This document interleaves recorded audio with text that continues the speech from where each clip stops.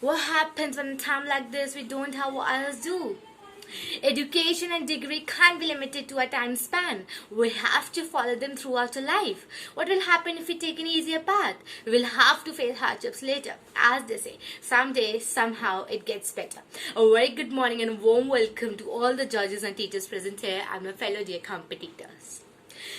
The youth of the nation are at the verge because it's the education which has been most affected in this present scenario. So the question which arises in the first place is that whether homeschooling is better than traditional schooling. Majority of us are facing problems in adapting ourselves to this new way of learning. So I, Pragya Saraswat, stand before you to defend my views against emotion. Traditional classroom learning makes us feel authentic and can bring out the scholarly in the least academic of us. It allows the students to focus on the area that confuses them or interests them rather than on the same written script. Many of us face difficulties in communicating what exactly we are trying to figure out. We teachers pick up very easily when we are face to face, and this immediacy also helps the classmates who have not understood that either. Online lectures are becoming more prone for the less dedicated ones who struggle. As the teenagers are vulnerable, they can easily deceive the parents, and rather than attending online classes, they might be active on social media. Cybercrimes has increased as the personal IDs of the students are getting disclosed. And moreover, the link of the classes are falling into wrong hands, and what we are facing is a disturbances in the class by the introduction of the outsiders. For how many hours does our online classes go on? 5, 6? It drains about 2 GB of data in single class.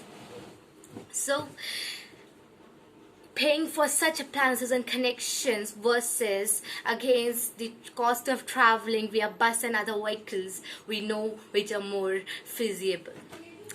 What about the children who come from weaker sections of society?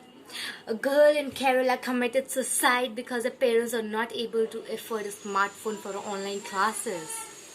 According to the recent surveys conducted by NSS, states that only 30% of the Indian students have access to online classes. So, the rest of them are facing illiteracy. We are not here to comment on the extraordinary hard work being put up by our teachers, but we should consider it as their privacy has left for nothing. The working hours has turned into whole working days. Ladies and gentlemen, online classes are an option, not a choice. Some experiences are meant to be experienced and not to be established. Another important thing is that we are socially active and we interact with various teachers and students in the school. And our favorite, the break time conversations with the friends, that is chit-chats, provide us some refreshment to the brain. Last and the foremost are the negative aspects of technology and health. The thing that cannot be ignored is the effect of EM rays from mobiles and laptops on eyes. What we are looking forward to is a world full of people having eye problems.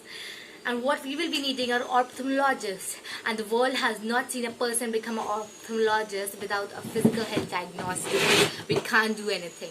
In the last, I'd like to say that complexity is something that has been sidekicked by today's generation.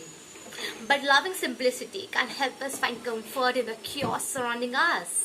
So let us not blind ourselves with the point put up by my proposition, because if we do so, we will face blindness figuratively as well as literally. Thank you.